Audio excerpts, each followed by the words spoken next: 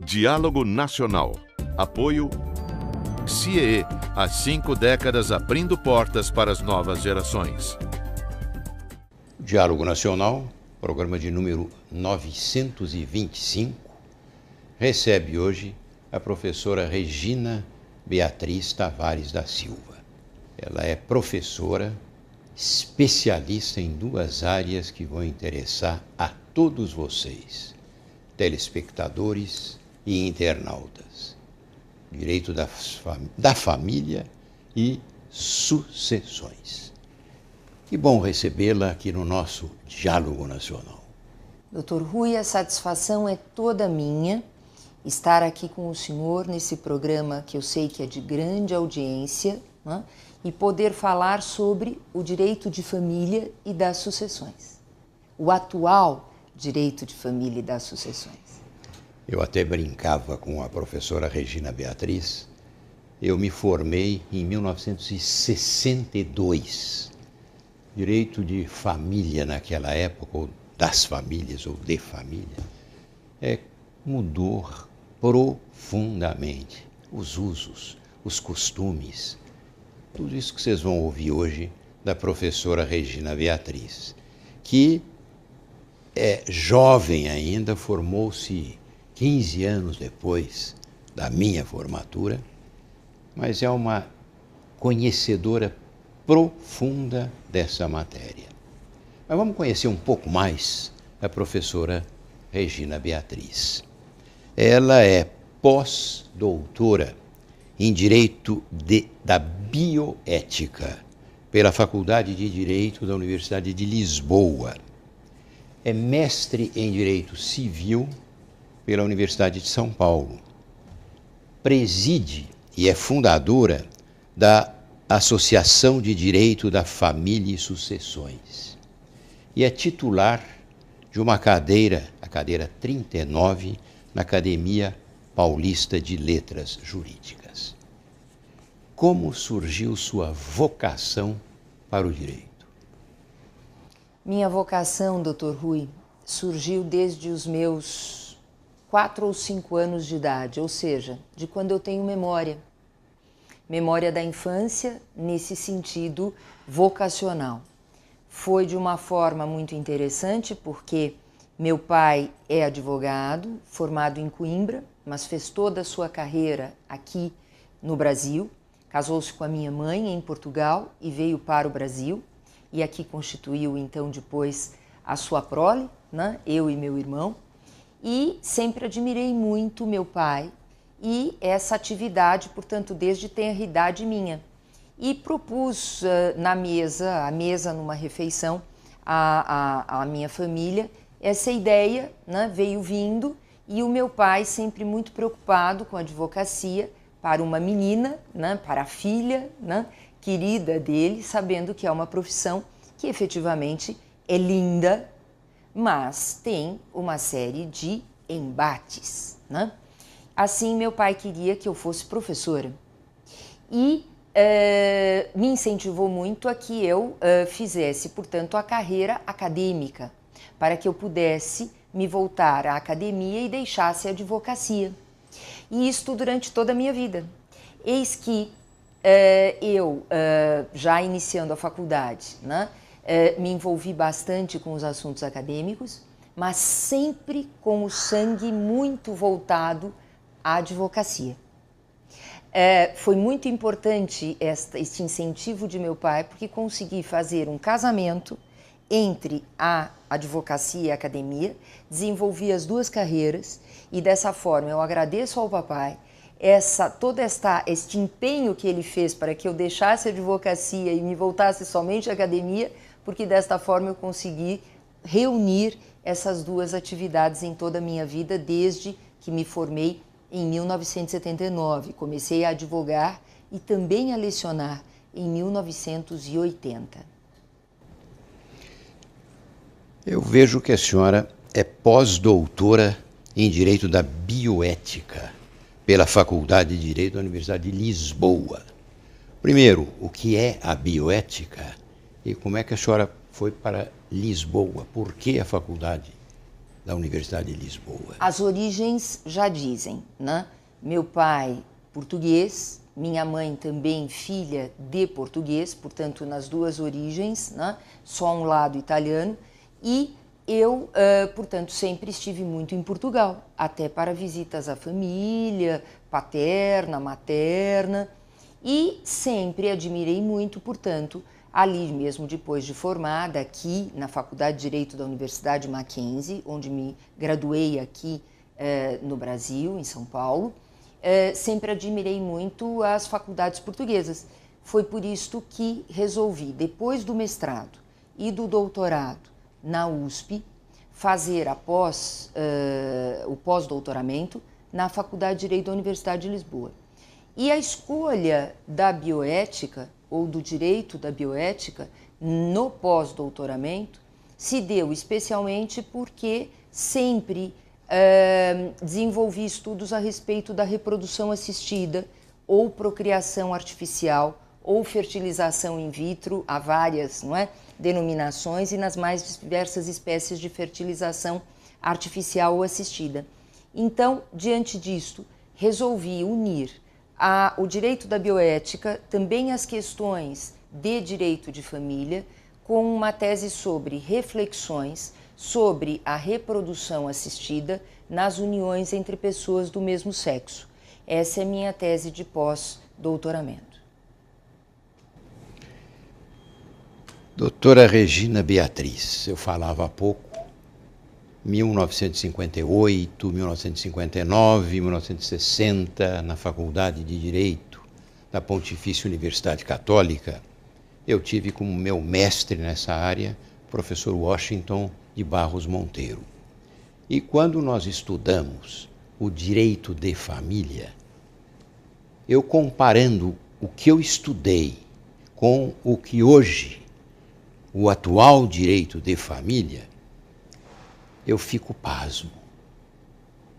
Então, gostaria que a doutora Regina Beatriz, que é especialista nessa área, falasse agora sobre o atual direito de família. O que ele difere do direito de família que eu aprendi? Perfeita pergunta, doutor Rui. Primeiramente, o que é o atual direito de família? Efetivamente, qual é o atual direito de família? É aquele que a sociedade brasileira, como um todo, quer. É aquele que está de acordo com os anseios da nossa sociedade. Isto é importantíssimo. Por quê? Porque o que hoje se fala em algumas correntes ou ideias a respeito do direito de família é algo que está em total desacordo com o que a nossa sociedade quer para as suas famílias. Hoje em dia se fala, por exemplo, em institucionalização da poligamia. O que significa isto? Significa atribuir a uma relação constituída por mais do que duas pessoas a natureza de entidade familiar. Por exemplo, um homem com duas mulheres, uma mulher raramente se diz com dois homens, e se eu tiver oportunidade eu explico por quê. Também três mulheres, três homens, como se este tipo de relação pudesse constituir uma entidade familiar. Quando não só a nossa sociedade, mas também a Constituição Federal estabelece, no seu artigo 226, parágrafo 3º, expressamente que a união estável é monogâmica, só pode existir entidade familiar em forma de união estável e, claro, também casamento, em monogamia, apenas duas pessoas e jamais 3, 4 ou 5, e com todo respeito, o inferno é o limite. O Congresso Nacional, tanto o Senado quanto a Câmara, estão mexendo nessa matéria? O Senado tem hoje um projeto de lei em tramitação que se chama Projeto de Lei Estatuto das Famílias.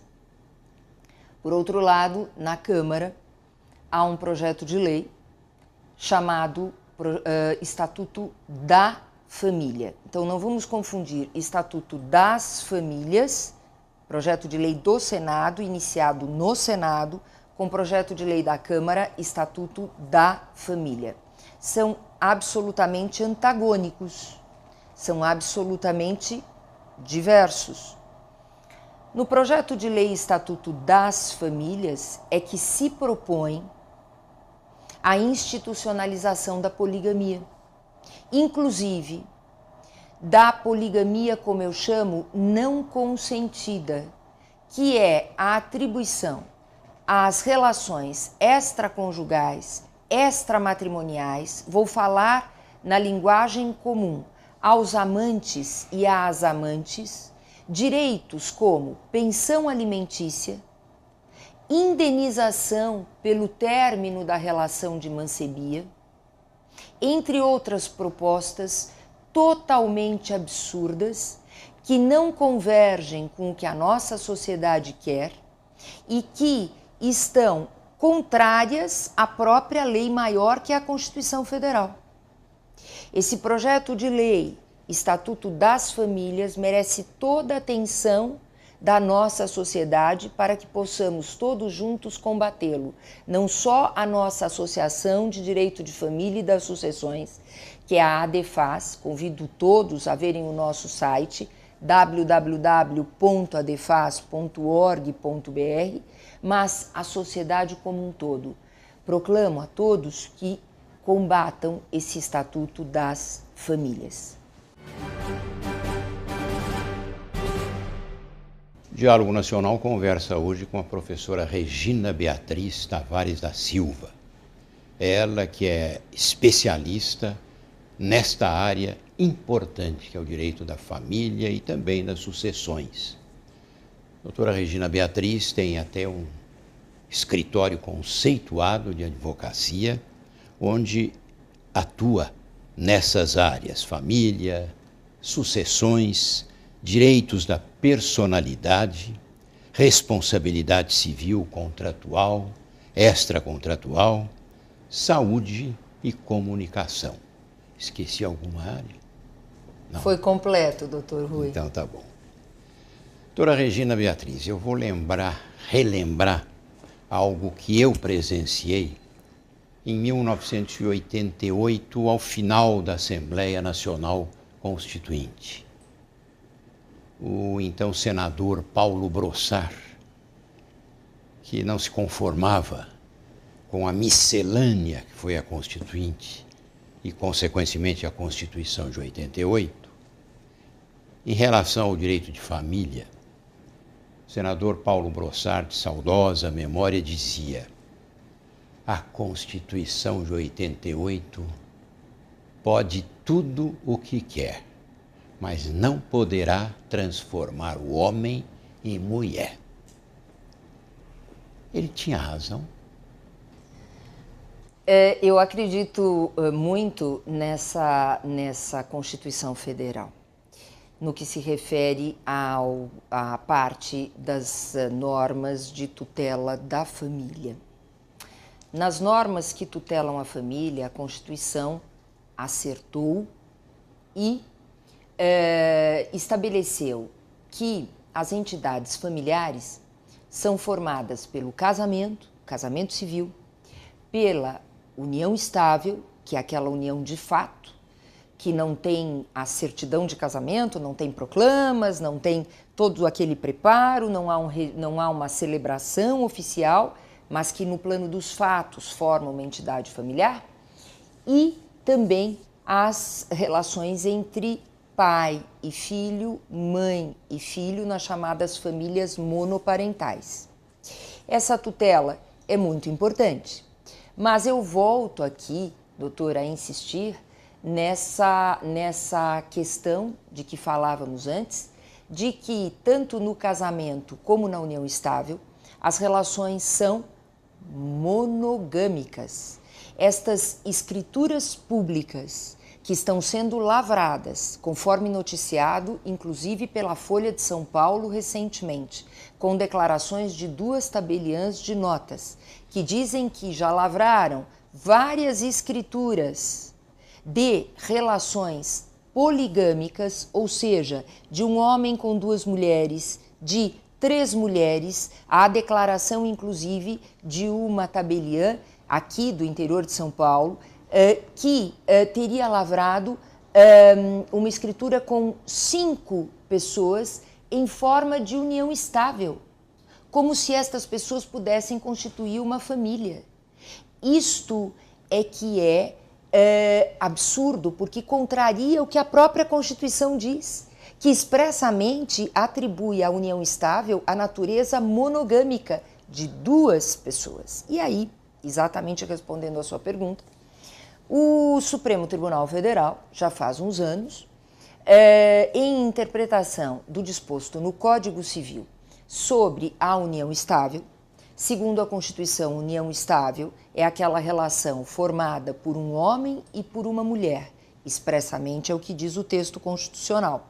O Código Civil, que é a legislação infraconstitucional, aprovado em 2002 e que entrou em vigor em janeiro de 2003, repetiu a norma.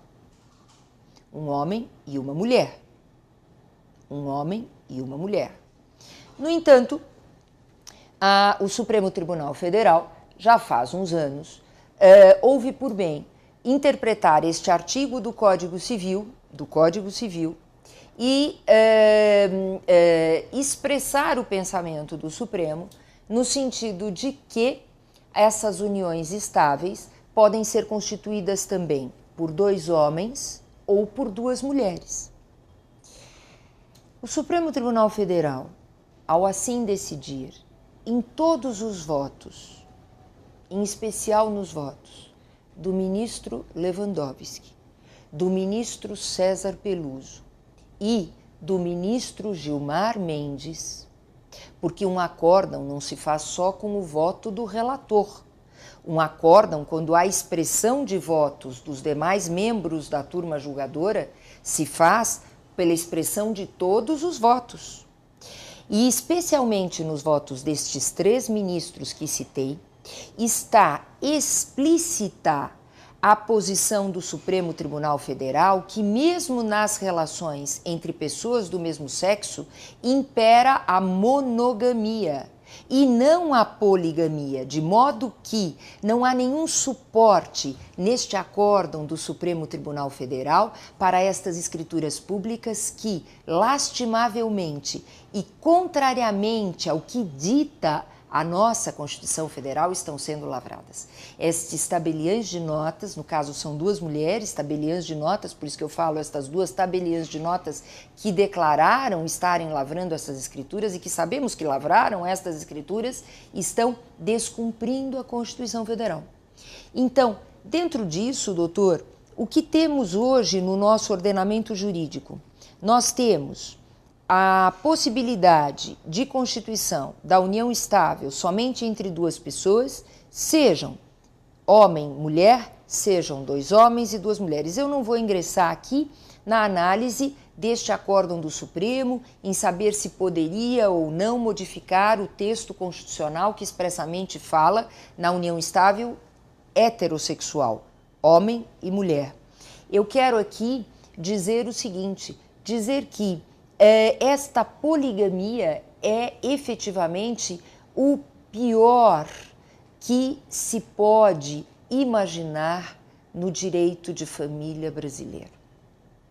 E não é só por força da Constituição, Dr. Rui. É também em razão de estudos que são feitos, inclusive internacionalmente.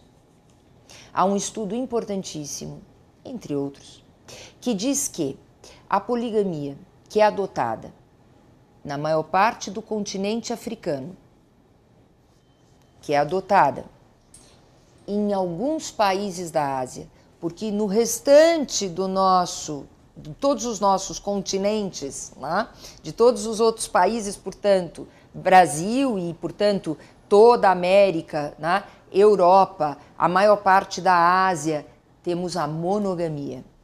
Com base em estatísticas, em estudos profundos, este estudo diz que, depois se quiser, inclusive forneço a fonte, que a poligamia aumenta a criminalidade quando ela é adotada em países como os países africanos, repito, e alguns poucos da Ásia, aumenta a violência doméstica, aumenta a mortalidade, inclusive infantil, e diminui o IDH, diminui o Índice de Desenvolvimento Humano. É muito importante que tenhamos os olhos para isto, é muito importante que a nossa sociedade perceba que poligamia não é algo a almejar no nosso direito de família. Nós temos que manter a monogamia como princípio estruturante do casamento e da união estável, em benefício dos membros da família e também em benefício da própria economia. Economicamente, poligamia dá prejuízo, falando numa linguagem muito singela. Então, isto tudo merece muita reflexão. E é claro que direitos de amantes, como pensão alimentícia, como comunhão de bens, como indenização, isto tudo, né, que é a tal da poligamia. Os previdenciários, né? Direitos previdenciários, doutor. Veja bem, nós temos 2 recursos de repercussão geral no Supremo Tribunal Federal. E nesses 2 recursos, que ainda não foram julgados e que esperamos que o Supremo Tribunal Federal analise muito bem estes 2 recursos, se propõe se discute se caberia a atribuição de direito previdenciário para a amante, para o amante.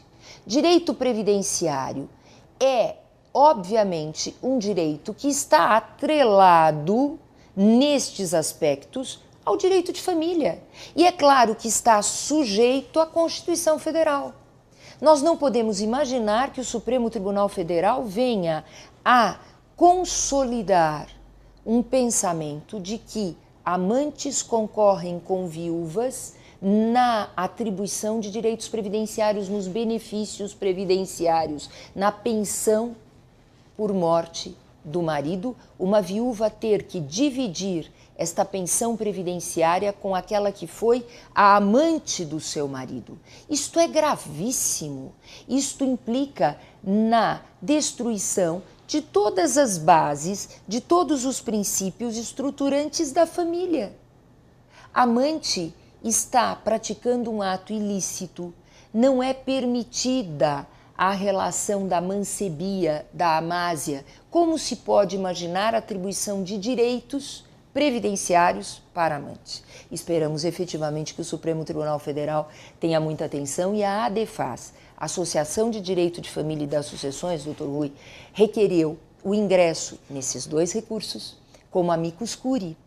E ali, nesses 2 requerimentos, trazemos todos os fundamentos para que o Supremo Tribunal Federal se posicione em benefício e em proteção da viúva e que não atribua direitos previdenciários na relação extraconjugal, ou seja, às amantes.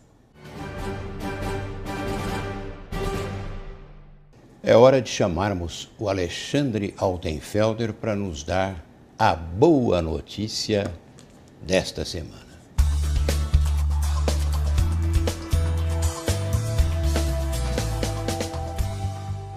O governo do estado de São Paulo anunciou nesta semana que o ICMS que incide sobre os remédios genéricos vai cair de 18% para 12%, o que vai fazer com que o preço dos genéricos nas farmácias caia aproximadamente 6%. Trabalhar a alíquota do ICMS de forma inteligente é muito importante para a vida dos cidadãos brasileiros. No final de 2015, por exemplo, o ICMS que incide sobre o cigarro aumentou de 25% para 30%. O mesmo caminho teve o ICMS que incide sobre as bebidas alcoólicas. Agora, notícia positiva com o ICMS dos remédios genéricos caindo. E por isso, essa merece ser a boa notícia desta semana do Diálogo Nacional. Semana que vem eu volto selecionando mais uma boa notícia para elevar a sua e a nossa autoestima. Portanto, fique ligado e até lá!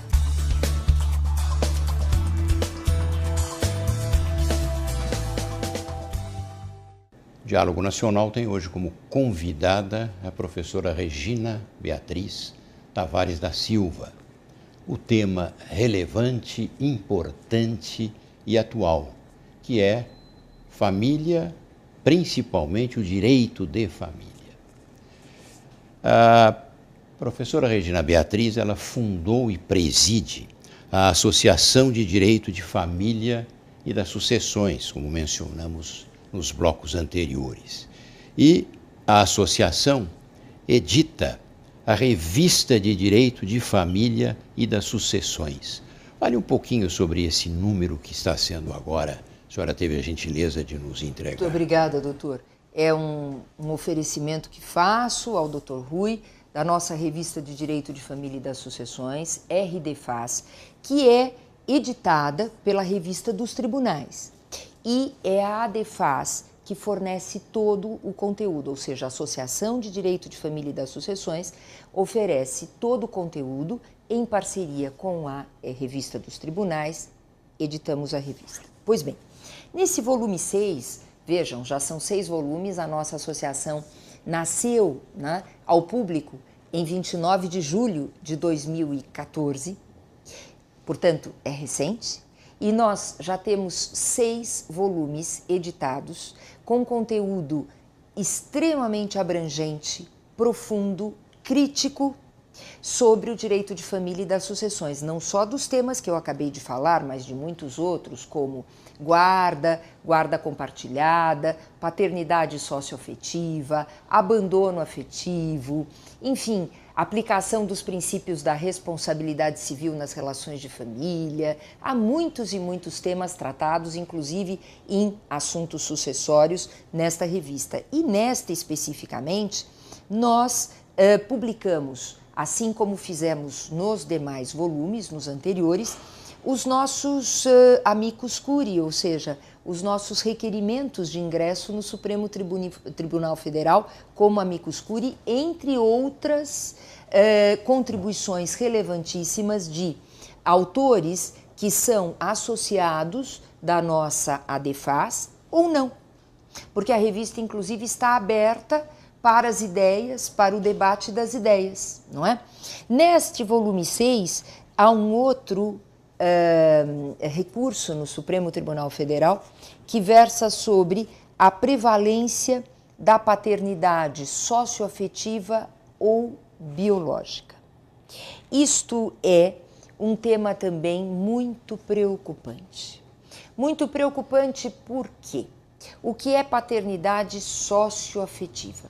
Paternidade socioafetiva é aquela paternidade em que não há uma origem consanguínea, não é uma origem de parentesco consanguíneo, não é uma origem de adoção, também não, que é o parentesco civil, é uma origem da própria socioafetividade construída no decorrer da criação, da formação de uma criança e de um adolescente. Como é que a paternidade socioafetiva surgiu no nosso país? Por força do nosso Código Civil, que foi muito avançado e que ainda é muito avançado. Nosso Código Civil estabelece que o parentesco pode ser consanguíneo, por adoção ou outra origem. Nesta outra origem se enquadra a paternidade socioafetiva, que exige reputação, ou seja, que a pessoa seja vista como pai daquela criança ou daquele adolescente, e que exige também, portanto, conhecimento social, fulano é o pai, e também exige toda a afeição no trato entre o pai socioafetivo e o filho. Daí se conclui o quê? Que a paternidade socioafetiva só pode existir quando não há pai biológico. Tipicamente voltada àqueles casos da chamada adoção à brasileira. É aquela em que o homem registra um filho alheio como seu. Não deveria fazê-lo, porque esse registro importa numa falsidade. Inclusive, é um crime. Mas, com a existência de muitos casos deste tipo de registro, mulher está grávida e um homem assume aquela criança como sendo sua, quando não é biologicamente, criou-se este pensamento da paternidade socioafetiva. Este homem jamais poderá, desde que consciente de que registrou o filho alheio como seu, rejeitar este filho. Este homem jamais poderá dizer não quero mais este filho. Ele terá deveres perante esse filho de alimentá-lo, de sustentá-lo, de educá-lo, e este filho terá direitos em relação a este pai, mesmo que venha depois à tona a revelação de que não é uma paternidade biológica, não é consanguínea. Isto é paternidade socioafetiva. Portanto, não há a figura do pai biológico. O pai biológico não assumiu esta criança. Quando existe a disputa entre pai socioafetivo e pai biológico, é esta questão que se coloca no Supremo Tribunal Federal, qual seria o pai? Aí, caso a caso, e não como questão de repercussão geral, jamais com efeito erga omnes, os juízes devem analisar qual paternidade deve prevalecer, se a biológica ou se a socioafetiva, mas nunca como uma regra, nunca como uma eficácia contra todos ou em relação a todos, que é essa eficácia erga omnes. O Supremo Tribunal Federal esperamos também que se posicione nesta matéria da melhor maneira para que não haja um prejuízo à própria paternidade socioafetiva. Inclusive em relação a filhos que, depois de saberem, aceitarem a paternidade socioafetiva, terem, portanto, toda esta relação, querem rejeitar os filhos à paternidade socioafetiva porque sabem que os pais biológicos têm maior patrimônio. O pai biológico morreu, tem um patrimônio maior e quer rejeitar o filho à socioafetiva em prol da biológica. Isso tudo é muito grave, né? Pai, no caso socioafetivo, é aquele que criou, é aquele que educou. E claro que nesta hipótese não deve ser colocada em qualquer risco esta paternidade. Isto é paternidade socioafetiva. E é isso que se espera que o Supremo Tribunal Federal decida nessa questão de repercussão geral. Gostaria também que a professora Regina Beatriz falasse sobre a questão da guarda de filhos. Desafio da guarda compartilhada. Esse tema também é muito importante. Nós tivemos agora, em dezembro de 2014, uma nova lei que alterou o Código Civil e que estabelece normas muito importantes sobre a guarda, inclusive sobre a guarda compartilhada. Foi um projeto de lei de autoria do deputado Arnaldo Faria de Sá, um deputado que efetivamente exerce as suas funções com muito brio e com muita luta, em prol, inclusive, do direito de família. O deputado me procurou, inclusive para que eu pudesse auxiliar um pouco na redação desse projeto. Fiz ali algumas sugestões, nem tudo alcancei em termos de sugestões, inclusive redacionais, mas, em suma, o projeto realmente é relevante, já que agora temos a possibilidade de fixação da chamada guarda compartilhada, independentemente do acordo. Explico. Em 2008, o Código Civil foi modificado por uma outra lei, segundo a qual a guarda compartilhada seria estabelecida sempre que possível. Esta era a expressão legal, sempre que possível. E diante dessa fixação na lei, desta expressão, a guarda compartilhada passou a ser interpretada pelos juízes em 2008, de 2008 até o final de 2014, como sendo possível o seu estabelecimento só na hipótese de acordo, ou seja, pai e mãe concordando em compartilhar dos poderes, dos deveres e dos direitos em relação aos filhos. Com este projeto de lei de autoria do deputado Arnaldo Faria de Sá, que entrou em vigor em dezembro de 2014, a redação é: mesmo quando não houver acordo, a guarda compartilhada poderá ser estabelecida desde que haja aptidão do pai e da mãe. Portanto, num conflito judicial, num processo judicial de disputa de guarda, o juiz pode fixar a guarda compartilhada. Mas depende do preenchimento, Dr. Rui, deste requisito fundamental, que é a aptidão. O que é aptidão? É a reunião de condições morais, educacionais e também de afinidade e afetividade com o filho para o compartilhamento da guarda. E que não importa em divisão igualitária do tempo de convivência. A guarda compartilhada, ela é fixada independentemente da divisão do tempo de convivência do filho com a mãe e o pai. O filho pode continuar a ter mais tempo com a mãe, por força inclusive das atividades, que a mãe pode ter mais disponibilidade de tempo do que o pai, mas o pai pode ter a guarda compartilhada, porque ele estará, assim, decidindo sobre a educação juntamente com a mãe, qual será a escola do filho, qual será a atividade extracurricular deste filho, quais serão os tratamentos de saúde que este filho poderá receber, qual será a formação desta criança. Isto é guarda compartilhada. Portanto, há uma confusão, por vezes, neste instituto da guarda compartilhada, em que alguns dizem pai e mãe têm divisão de tempo, é o filho mochilinha, é o filho que passa da casa do pai para a casa da mãe em dias alternados. Não é nada disto. A lei diz da guarda compartilhada em divisão equilibrada. O que significa divisão equilibrada? Significa divisão adequada às condições da mãe e do pai, inclusive temporais, em matéria de tempo, de disponibilidade de tempo.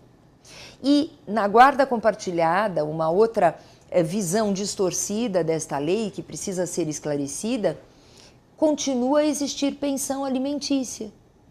O genitor que tem condições, seja o pai ou seja a mãe, de sustentar os filhos, o fará, independentemente da guarda compartilhada.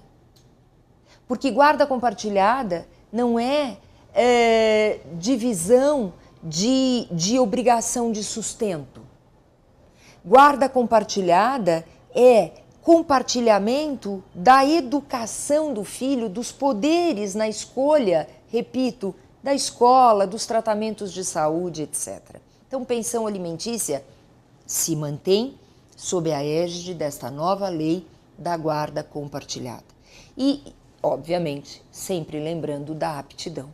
Não são todos os pais, assim como não são todas as mães, que podem ter a guarda de filhos. É preciso verificar se tem essas condições morais, educacionais, de afinidade e afetividade, para poderem exercer a guarda compartilhada, que efetivamente, quando é possível, é a melhor solução.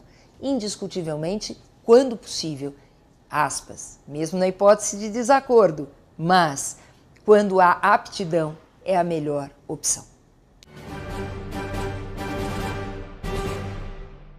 A professora Regina Beatriz Tavares da Silva é hoje a convidada do programa 925 do Diálogo Nacional.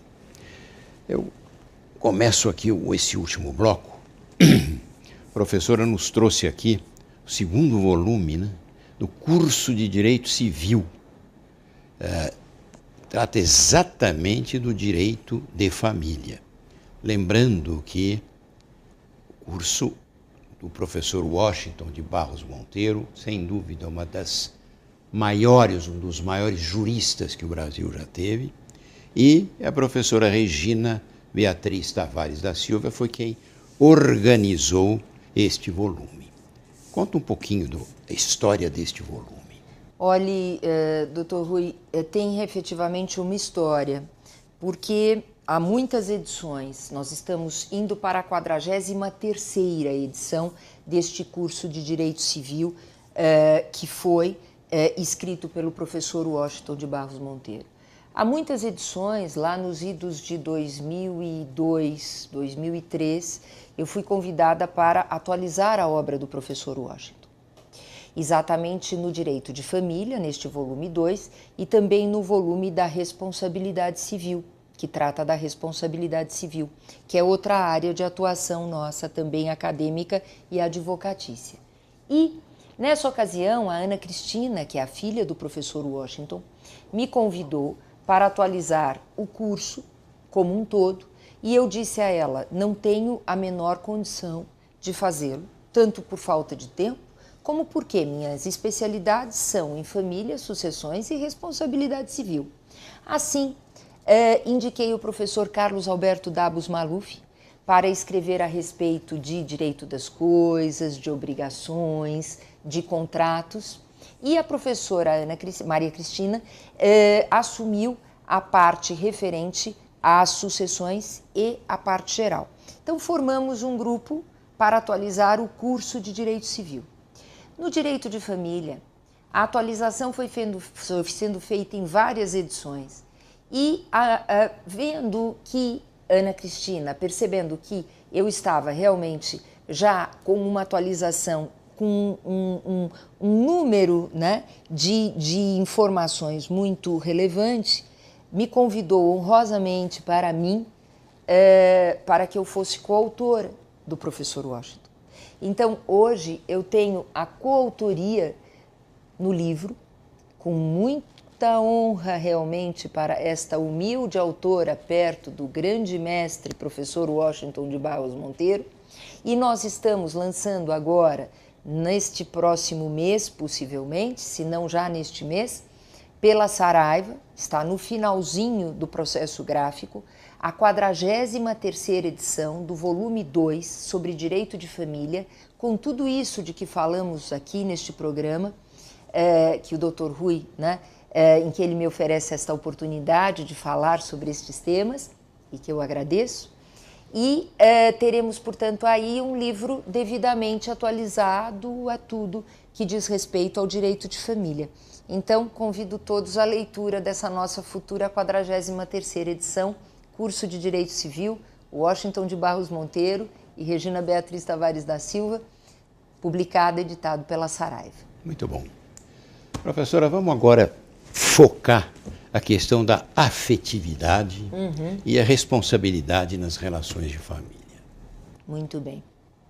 Relevante foco de fecho, não é? Porque este é o grande tema.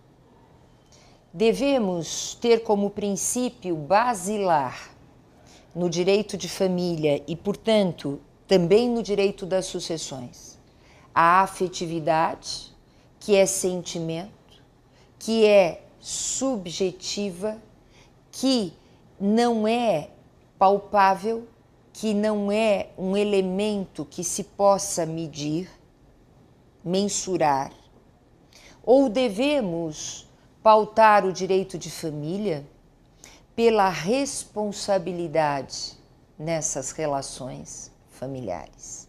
Responsabilidade que é palpável, que tem natureza objetiva.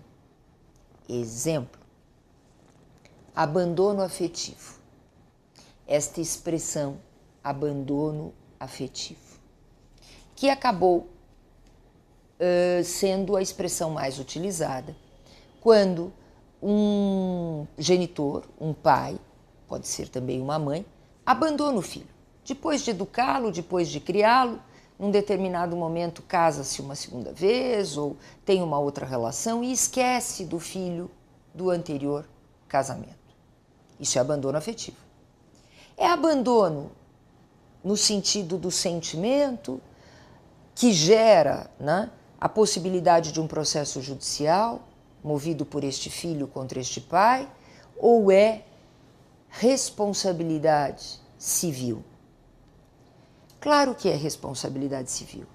Neste processo judicial que o filho pode promover contra o pai que o abandonou, ele baseará o seu pedido de indenização pelo dano moral sofrido e também pelo dano material que pode ter ocorrido em relação a esse abandono, nas normas da responsabilidade civil e com base no descumprimento do dever do pai de cuidar do filho, no dever do pai de educar o filho. Não é o dever de amar. Amar não é direito, amar não é dever, amar não é direito do filho, amar não é dever do pai. Não cabe, no plano moral sim, mas no plano jurídico nós temos que pensar que o que o pai deve fazer é cuidar, independentemente do sentimento, porque um juiz não tem como avaliar o sentimento. O juiz tem como avaliar, sim, a falta do cuidado, a falta da educação, a presença, a convivência. Isto é abandono afetivo. Portanto, é abandono no sentido do descumprimento dos deveres do casamento. E a ministra Nancy Andrighi proferiu um acórdão importantíssimo a respeito deste tema, como também foi a ministra Nancy Andrighi, por sinal, conselheira científica da nossa Associação de Direito de Família e das Sucessões, que proferiu um outro acórdão a respeito do tema anterior de que falávamos, da guarda compartilhada, e que deu origem àquele projeto de lei. Portanto, falando agora do abandono afetivo, nesse acórdão, a ministra coloca a questão nos seus devidos termos. Não é falta de afeto, é falta de cumprimento dos deveres do pai perante o filho. E, voltando a essa afetividade levada a essa altura como o Estatuto das Famílias, que é este projeto de lei que tramita hoje no Senado, pretende, possibilita tudo, doutor Rui. Olhando para o outro lado desta afetividade, tudo seria possível, qualquer relação poderia ser a vida como relação de família onde houver afeto. Olhe o perigo, olhe o risco de um sentimento se transformar num princípio jurídico, inclusive numa norma principiológica que esse Estatuto das Famílias pretende implementar. É muito perigoso pensar em afetividade como o maior princípio do direito de família. Assim nós teríamos as uniões poligâmicas, consentidas e não consentidas, por exemplo, institucionalizadas no direito brasileiro. Não podemos ter na afetividade, que é muito importante, sem dúvida nenhuma, que nas relações de família haja afeto, que haja sentimento, que haja amor, mas nós não podemos transportar para o direito de família esta ideia de afeto como um princípio geral que possibilite qualquer tipo de relação. Nós não podemos transportar esta ideia de afeto para o direito de família no sentido, inclusive, que eu falava agora há pouco, que a falta de sentimento de um pai por um filho pode gerar reparação de danos. O senhor imagine, qualquer filho poderia chegar, bater na porta do judiciário e dizer: meu pai não me ama, quero uma indenização. Não é isto? Meu pai não cuida de mim, meu pai não zela pelos meus interesses, meu pai não me educa, meu pai me deixou, me abandonou, eu procuro meu pai e meu pai não responde ao meu chamado. Meu pai nunca mais me procurou. Isto é abandono afetivo. É uma diferença que talvez seja difícil de compreender, né? Mas ela é imensa. E o Superior Tribunal de Justiça já reconheceu isto. Porque nós temos no Superior Tribunal de Justiça, inclusive agora, sabe, doutor, enunciados que acabaram de ser publicados, que são de extrema relevância sobre a união estável. Os temas são muitos, então eu vou e volto para um ou outro tema, não é? Esses enunciados que vêm estabelecer, portanto, ali vários pensamentos a respeito do Superior Tribunal de Justiça a respeito da união estável. Dizem, por exemplo, que as uniões simultâneas, o que são uniões simultâneas? É uma outra expressão dada para a relação de mancebia, para a relação extraconjugal. As uniões simultâneas não geram efeitos de direito de família, de direito das sucessões e de direito previdenciário.